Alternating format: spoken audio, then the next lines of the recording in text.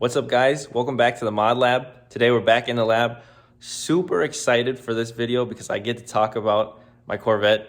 And the Corvette has always been something to me that has just been amazing. I've always wanted one ever since I was a kid, and to finally own one was a huge milestone in my life and just a goal that I've always wanted to have one. And I finally got one. And I'm speechless right now because I don't even know. I can't even believe that I have it, to be honest, because Corvettes, they're expensive. So to own one, to me, it's mind-blowing, honestly. So back in August of 2019, I bought the Corvette. It was a one-owner, 14,000-mile car. And I was pretty picky when I started looking for these because I wanted one that was pretty much stock and nobody had messed with before. And that's exactly what I found, luckily. And I knew that ripping this thing apart, I would be the only person in it. Nobody else was in it before me. So I didn't have to worry about what did this person do? Did they do this right? How did they do this? So that was just a good peace of mind for me to have. And the reason why I wanted one like this generation so bad is because this is a Z06 model, and these come factory with a LS7 7-liter V8, which makes 505 horsepower. And this was also my first stick shift car because this generation for the Z06 model only came in stick shift. And I still wanted one because that's the funnest way to drive a car, in my opinion. And so learning how to drive this for my friends was probably the most enjoyment they've ever gotten hanging out with me, because they got to see me learn how to drive this car. And it was probably pretty funny for them to watch me stall these things a couple of times, not even gonna lie. But I eventually got the hang of it. So this motor is great. A lot of people swap it into other cars, and it's just a great platform to make a ton of power with it, naturally aspirated.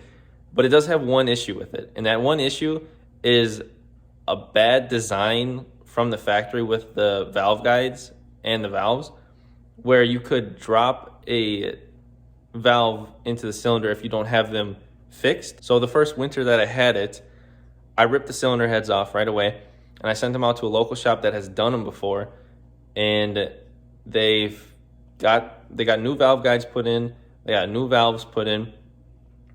I had them also put stiffer valve springs in, 660 lift valve springs that were dual valve springs. And I also had them sprinkle in a little bit of porting. So while all that was going on, back here, I was swapping in a bigger camshaft into the car. And I decided to go with the RPM B3 camshaft because it wakes the car up, and it just makes tons of power. So I got the heads back, put them on, buttoned everything up. I got it tuned, and I just had an absolute blast with this car. It was so much fun. So I decided I wanted to take it to the drag strip to see what time that it would run. Now, mind you, I have never drag raced before in my life, and I've never drag raced with a stick shift car in my life before.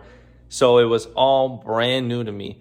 So I made a couple passes at a test and tune at a local drag strip, and the fastest time I went was 11.99, which I thought was kind of slow, to be honest. And so I went down this crazy rabbit hole, I guess you could say, of wanting to at least go 10 seconds because I feel like this car could go 10 seconds. And so I went down this rabbit hole of trying to figure out what was the issue. And I mean, part of the issue, not gonna lie, was driver error. And this car had some Continental tires on it when I bought it, and I figured that those were kind of just weather checked and just kind of at the end of their life. So I bought some Toyo R888Rs, put those on, and I went back to the drag strip to make some more passes, and believe it or not, it was the same result. So I went deeper down this rabbit hole, and I found some drag radios local that had Mickey Thompsons on them and everything. and I went and bought them, not knowing if they would fit. I was just kind of hoping that they would. They did fit, but they did not, the back spacing on them wasn't correct, so they stuck out really far and it kind of looked stupid. But I was so motivated, guys, it wasn't even funny. So I went and made a pass, and not even halfway down the drag strip, the clutch pedal went to the floor, and it didn't want to come back up, but it eventually came back up, and I pulled off and I went to park it, and it smelled like straight clutch. So at that point, I just said, screw it, came home, took them off, and I sold the drag radials, because this issue only happened when I had the drag radials on. And this happened because the track had a lot of grip and the car had a lot of grip. So the weakest point in the car was the clutch. The factory clutch could not handle the power that this car is currently making. So where do we go from here? Well, I'm going to purchase a twin disc McLeod RXT clutch that is good for 1,000 horsepower. And I'm also going to buy a slave cylinder and a TIC Performance clutch master cylinder to put in this, just to do everything all in one shot. And then after that, I hope to buy drag radials for it to go back and make this 10-second pass, so I can just be happy and go to chasing nines and so on and go all the way down this rabbit hole. And here's a video of it as well.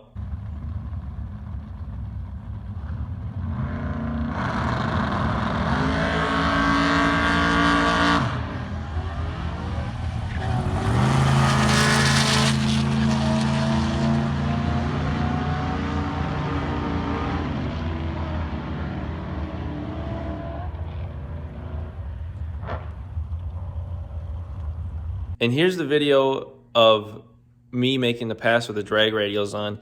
You'll see me just crawling down the drag strip. I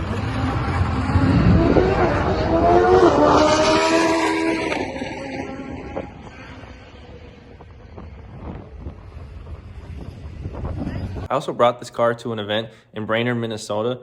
It's called Power Cruise, and that place is a blast. If you have never been to Power Cruise, I 10 out of 10 recommend it. Whether you're driving or you're just there spectating, it is so much fun. But I went there, had a great time the whole weekend, did a bunch of stuff, was on the track pretty much all day long, every day.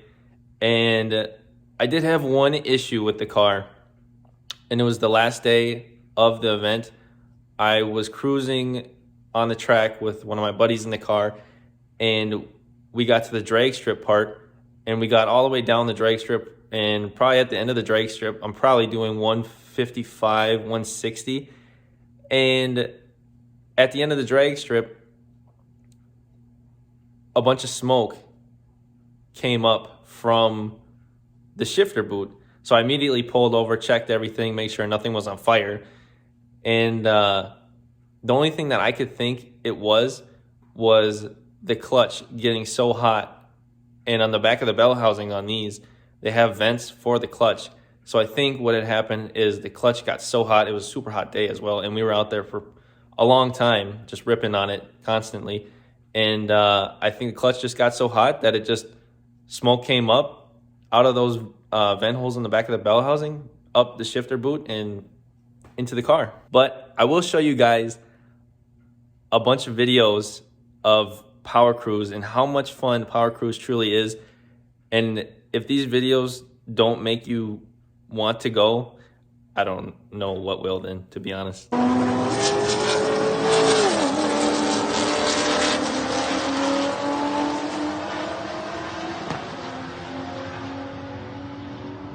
sure he comes down.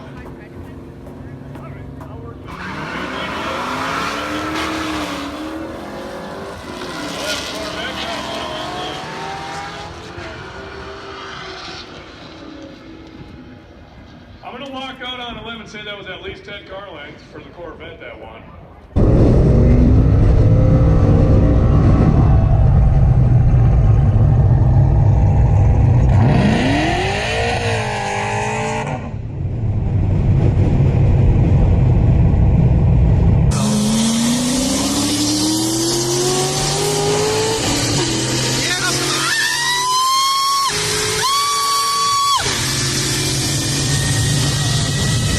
So that made me even more convinced that this clutch is just can't keep up with the abuse that this car setup is right now.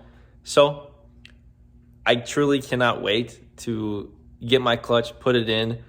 The install of it, you guys are going to see it. It is going to be wild. I've never put a clutch in a Corvette, and my dad hasn't either, so it's going to be interesting to say the least. Putting a clutch in this will be a ton of live action for you guys, and I'm super excited for you guys to see it because, like I said, it's going to be a big project. But that's it for now. I got some stuff I got to do, and you got some stuff you got to do. You got to make sure to like, subscribe, and also share this. Peace.